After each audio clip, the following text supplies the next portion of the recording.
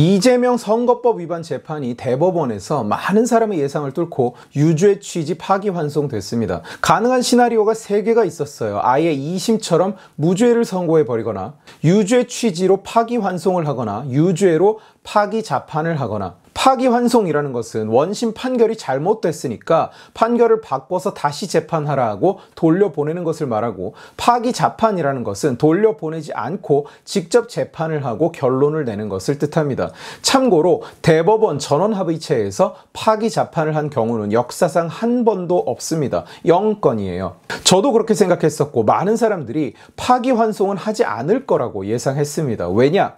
대법원이 유례 없이 빠르게 재판을 진행한 것은 대선 전에 이 건을 마무리 짓지 않고 남겨둘 경우에 사법부가 감당해야 하는 그 후폭풍이 부담스럽기 때문이니까 어떻게든 선고를 하고 마무리를 짓고 끝내려고 할 거라는 예상이 있었기 때문이에요. 어떤 후폭풍이냐? 유력 대선 후보가 여러 건으로 형사 기소가 돼서 재판을 받고 있고 피선거권을 잃어버릴 수도 있는 상황이 벌어진 것은 대한민국 역사상 처음 있는 일입니다. 관련 법령도 없고 해석도 없는 상황이에요. 그래서 폭탄을 안고 가느니 해체를 해버리든 터트려버리든 불확실성을 털고 가려는 것 아니겠느냐, 이런 추정이 가능했던 겁니다. 무죄가 아니면 파기자판이라야 결론이 나는 건데 전합 파기자판은 한 번도 없었던 일이니까 무죄 가능성이 높지 않겠느냐, 무죄가 마땅해서가 아니라 돌아가는 꼴이 무죄로 맞춰져 가는 것이 아니냐, 이렇게 생각을 했던 겁니다. 저는 업무상 또 개인적으로 궁금하기도 하고 그래서 늘 여론을 살펴보는데 보수 진영도 이번 대법 판결에 별로 기대를 하지 않는 모양새였습니다. 제가 늘 지적하듯이 보수 진영은 늘 뭐 한 판으로 뒤집어서 상황을 끝내고 문제를 한 방에 다 해결한다, 이런 식의 기대를 하는 경우가 너무 많은데 이번에는 이거 결론 나서 이재명이 날아가고 상황 정리한다고 기대하는 여론이 거의 없었어요. 이재명의 선거법 위반 재판 2심 무죄 판결은 누가 봐도 억지였습니다. 이재명이 미워서 꼭 좀 날아갔으면 좋겠다는 마음으로, 억지라고 기도하는 마음으로 주장하는 게 아니라 법을 모르는 사람이 봐도 그것은 논리적으로 그냥 개소리였습니다.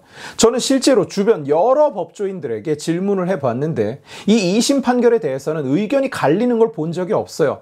결론 내놓고 이재명 살리자고 무리해서 판결을 한 거다, 결론에 판결을 끼워 맞춘 거다. 심지어 좌성향 변호사한테 물어도 욕은 안 합니다만 판결이 꽤나 무리수였다고 생각을 하고 있었습니다. 물론 어디까지나 제 주변의 사람들 이야기입니다. 그런데 대법원이라고 안 그러라는 법이 없죠. 안타깝게도 제 말이 불쾌하게 들리는 법조인이 계실지는 모르겠습니다만 지금 사법부가 완전히 정상적으로 돌아가고 있다고 이야기하기는 어렵습니다. 눈 한번 딱 감고 이재명 살리고 화천대유 하나씩 받아먹지 말라는 법도 없는 겁니다. 어쨌거나 이제 대한민국은 대법관마저 가격표가 붙어있는 나라가 된 겁니다. 50억이라고. 모든 대법관이 그럴 거라는 말은 전혀 아닙니다만 실제로 어떤 대법관은 그랬잖아요. 그런데 결론은 파기환송이었던 겁니다. 파기환송이 되면서 폭탄은 여전히 남아있게 됐어요. 헌법 84조는 대통령의 불소추 특권을 정의하고 있는데 대통령은 내란, 외환을 제외하고는 형사소추를 받지 않는다고 되어 있습니다. 그런데 이 소추라는 것이 법조계 내에서도 누구는 기소부터를 이야기하는 것이라고, 또 누구는 모든 형사 절차를 말하는 것이라고 주장하는 중입니다. 소추라는 단어의 사전적 의미는 소를 제기하고 수행하는 과정 전체를 말하니까 기소부터를 포함합니다. 소추가 소의 제기부터를 이야기한다고 하면 무슨 뜻이 되느냐? 이미 진행 중인 재판은 불소추 특권에 포함되지 않는다는 뜻입니다. 이재명이 대령통이 돼도 선거법 위반, 대장동, 백현동, 성남FC, 법카 유용, 불법 대북 송금, 위증교사 등 이미 재판 중인 건들은 그대로 진행한다, 새로운 기소만 당하지 않는다는 말이 되는 겁니다. 그런데 이미 진행 중인 형사 절차까지 불소추 특권의 영역에 포함된다고 할 때는 그냥 재판 자체가 중지되어 버립니다. 이재명이 원하는 시나리오가 바로 이거예요. 그런데 이것이 법조계 내에서도 의견이 갈리는 중인 겁니다. 왜? 역사상 한 번도 없었던 일이고 해석을 해본 적도 없는 일이니까요. 국회의원은 당선된 뒤에도 당선 무효형을 받으면 국회의원직을 잃습니다. 그런데 대통령은 피선거권을 상실하면 대통령직도 박탈되는지 법률상 정해진 게 없습니다. 역사상 한 번도 이게 문제된 적이 없었던 거예요. 그런데 이재명이 대선 후보가 되면서 문제가 등장한 겁니다. 작년에 국정감사에서 헌법재판소의 사무처장은 대통령 임기 중에 당선 무효형이 선고되면 직을 상실하느냐는 질문을 받고 법률 효과상 그렇게 보인다고 답을 했습니다. 그런데 이것은 판결이 아니라 정해진 것이 아니라 그냥 법률가의 입장에서 볼 때 그렇게 해석된다는 얘기였습니다. 이재명이 떨어지면 문제가 없겠지만 만약 대령통에 당선된다면 이 혼란이 또 한 번 대한민국을 휩쓸게 될 수밖에 없는 거예요. 지금 민주당을 비롯해서 좌측에서는 대법원이 선거에 개입했네 뭐네 하면서 난리를 치는 중인데, 그러면 선거법 사범을 후보로 뽑지 말든가. 그리고 왜 파기 자판을 안 했냐고, 그냥 날려버리면 좋지 않냐고, 깔끔하지 않냐고 보수 진영 일각에서도 불만이 나오고 있고요. 그런데 법원 입장에서는 사실 이번 판결은 대선 개입은커녕 가장 발을 빼는 판결입니다. 유례 없이 급히 기일을 잡아서 빨리 결론을 냈는데, 대법원 입장에서는 판결을 안 하고 가만히 있어도 잘못이고, 판결을 내게 돼 있는데 이미 진작에 났어야 하는 판결을 1심에서부터 처음 뭉개다가 여기까지 온 겁니다. 그걸 더 뭉개서 붕 뜬 채로 대선을 치르는 것도 일종의 선거 개입이라고 지적받을 수 있는 거예요. 법적으로는 진작 결론을 냈어야 하는 재판이니까요. 그리고 만약 대법원이 무죄를 선고해버렸다. 2심 무죄 판결이 말도 안 되는 헛소리에 근거하고 있습니다만, 그걸 다 떠나서 대선 직전에 무죄를 선고해버리는 것도 또한 일종의 대선에 개입한 꼴이 되는 겁니다. 파기 자판을 해서 그냥 이재명을 날려버리면 어떨까요? 급히 기일을 잡아서 빠르게 이루어진 재판인데 역사상 한 번도 없었던 전합 파기 자판을 했다. 그러면 그건 또 그 나름대로 선거 개입이라는 말이 쏟아질 수밖에 없는 겁니다. 그러면 가장 발을 빼는, 가장 책임을 안 지는, 가장 정치와 멀리 있는 판결이 뭐냐?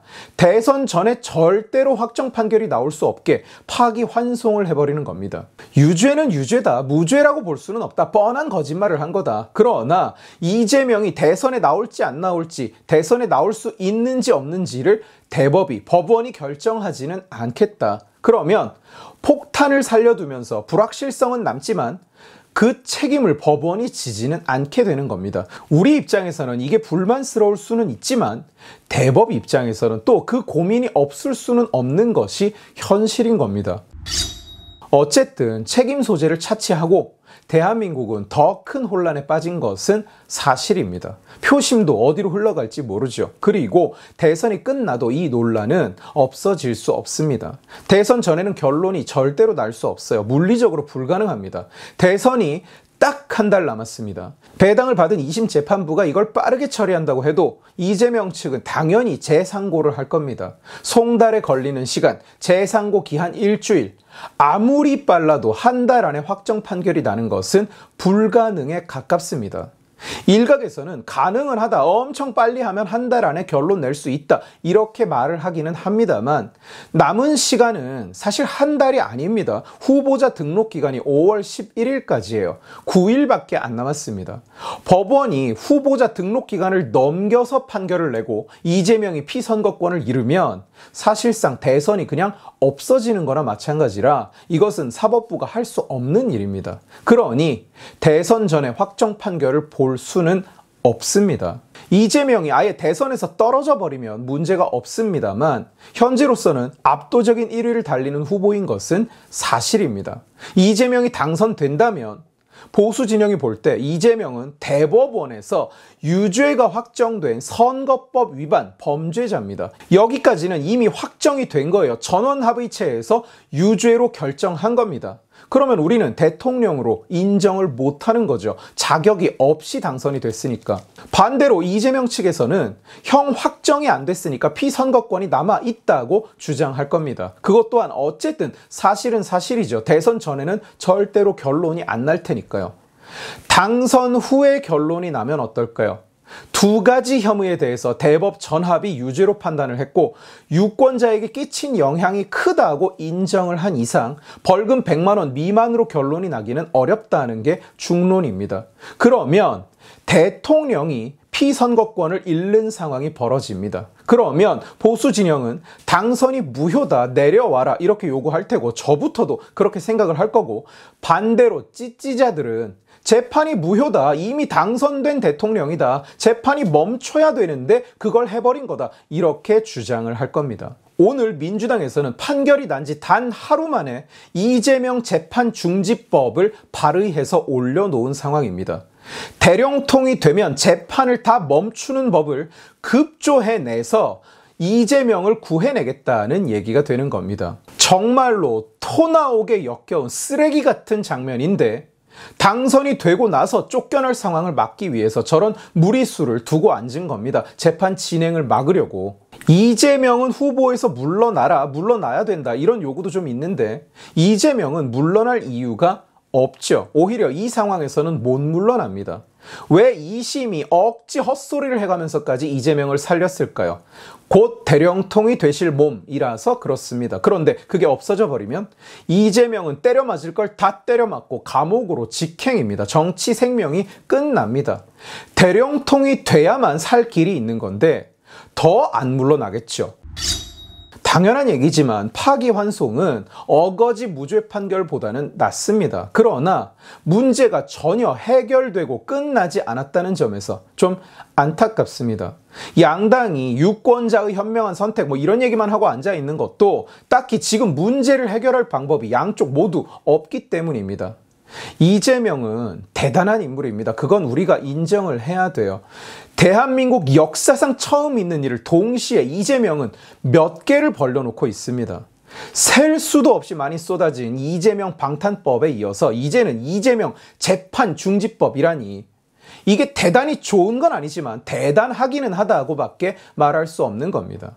그러나 지금 우리 앞에 벌어진 이 상황은 이재명이 대단해서 시스템을 이겨내고 그 자리에 간 것이 아니라 이재명조차 그 자리까지 가게 할 수 있는 시스템이 이미 갖춰져 있는 것이라는 사실을 잊으면 안 됩니다. 보수 대통령의 탄핵안이 올라오기만 하면 탄핵을 시켜버릴 수 있는 시스템. 민주당에서는 범죄자가 나와도 대선까지 흠집조차 낼 수 없는 시스템이 이미 만들어져 있는 겁니다. 대한민국에는.